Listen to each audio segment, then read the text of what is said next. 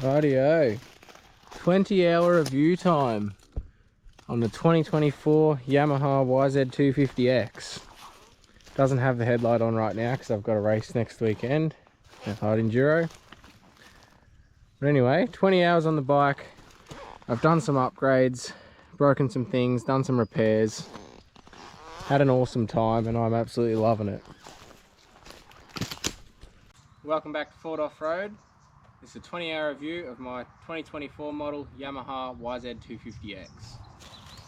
So, start off with the reason I bought the 250X compared to any of the other enduro two-stroke bikes was purely, number one, they are dirt cheap compared to almost everything else on the market.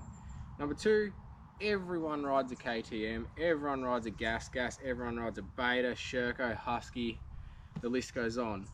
Not many people do hard enduros or harder stuff on a kickstart bike.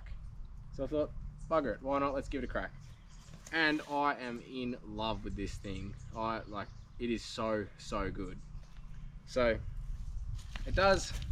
Probably the only complaint, which is not from me but from my mates who are following behind me, is that it pumps with a little bit of smoke. Yamahas just do that.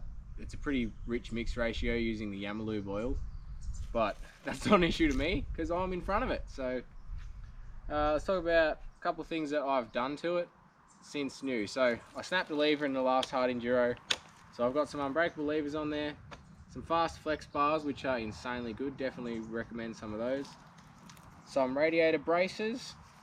I've got moose tubes front and rear along with Dunlop tyres, a Dunlop AT81EX gummy on the back, and that is insane for traction. Like, that makes things easy. That is the best tyre in the world.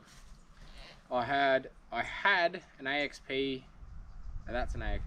I had an Acrobus bash plate, but it didn't have the linkage guard, so I've got a AXP bash plate which is pretty good quality, really thick plastic and really lightweight as well. Covers the linkage. I've lowered the bike because their Yamahas are quite a tall bike from the factory, so I've lowered it down, make it so you get a good feel on the ground when you're doing the harder hills and things like that. Pull strap. What else have I done? Oh, I just recently changed the gear ratios. I put a flywheel weight on, put a grippy seat cover because I was sliding off the back on the hard hills and stuff, and that's pretty much it. Hands down, the biggest change that I've done to the bike, the flywheel weight and the gear ratios. They make this thing another bike, a whole nother bike. So the first few rides on it, I was stalling it a lot in the harder stuff and having to kick it all the time. And at that point I was thinking, maybe I should have got an electric start bike. But putting the flywheel weight on, it's 11-ounce flywheel weight. This thing just idles so good. Like, you could drop the revs so low without stalling it. And now that I've changed the gearing, I've put a 13-tooth sprocket on the front and a 52-tooth sprocket on the rear, which, according to the calculators on Google, is a 10% reduction in top speed, 10% addition to torque. And the difference first is so low now. Like, you barely stall this thing. You can start off in second at a stop on a hill and it's unreal. I love this thing.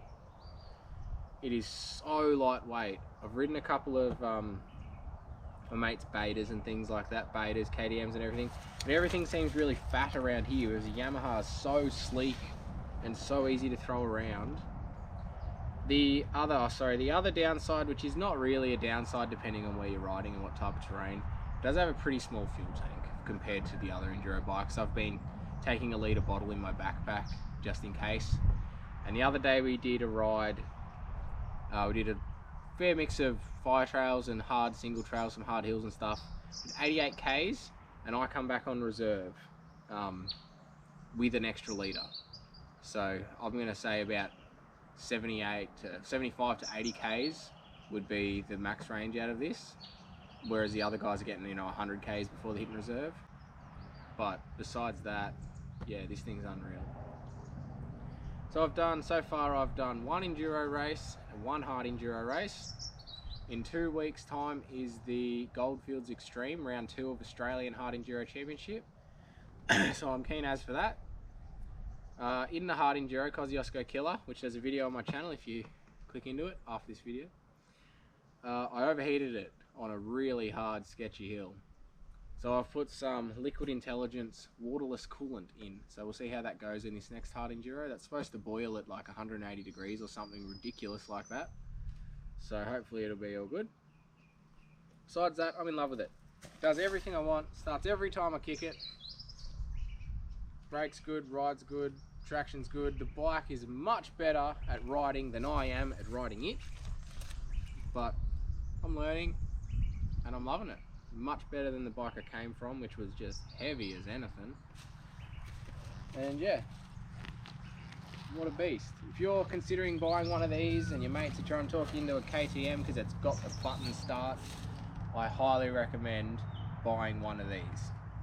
The button start is not worth the extra $5,000 price tag. I probably don't, right now I don't have the bark busters on or the headlight. The headlight's off because I'm racing next weekend at Goldfields Extreme. The bark busters are off, or the brush guards, whatever you want to call them, hand guards, because I broke this one last week. So there's some more coming before that ride, because I'm not doing a hard enduro race without hand guards. And yeah, she performs flawlessly every single time. I'm absolutely loving it.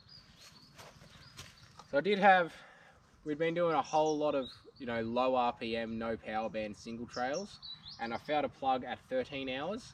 So it does say the Yamaha recommends to mix your fuel really rich for the first 10 to 15 hours. So that probably also had something to do with it.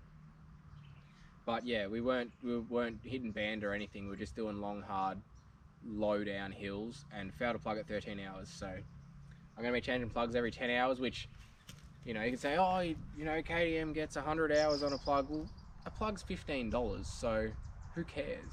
Just put one in at 10 hours. It's not a big cost. Anyway, gearbox change every 10 hours, air filter every ride, spark plug with a gearbox change, and ride it forever. These are such a reliable engine. I mean, they've been relatively unchanged since, was 2006, 2007? They're almost the same engine. They've obviously had slight upgrades here and there, and the bike's got different geometry and suspension, all the rest, but the engine is just reliable. So reliable and powerful. So anyway, that's my review of this bike. I absolutely love it. I highly recommend getting one. Yeah, that's all I can say. It is an absolute weapon in the bush, and on the faster terrain, it's just hands down the bike for me. It's the bike for me. I did put a nice dint in my pipe in the Kosciuszko Killer, one on this side, and I dinted those on the ride right before it. That's not too much to worry about yet. I'm going to wait till it gets completely destroyed, and then I'll get a good one and an actual carbon pipe guard or something. 11 ounce flywheel weight, 13 tooth front sprocket, 52 tooth rear. Those two things alone made such a big difference to the bike. Dunlop AT81EX gummy with a Michelin Moose tube. This thing is soft. It is so good. I've got another one, I've got a new one to put on to for the hard enduro race. Got some AXP radiator braces in there. GYTR unbreakable levers. The fast flex bars, of course. Pull strap. Dunlop AT81 on the front with a Michelin Moose in it as well. AXP bash plate. Zeta lowering linkage. And I've got some Zeta fork cups in the front to lower that down. And yeah, that's almost all I've done to it.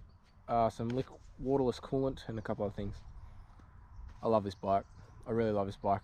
I know I repeat myself a bit, but I don't know what else to say. I love this bike. 20-hour review, not one single issue so far, besides a fouled plug, which is probably my fault for the way I was riding it, but anyway, I'm in love. Thanks for watching, like and subscribe. I'll catch you in the next video.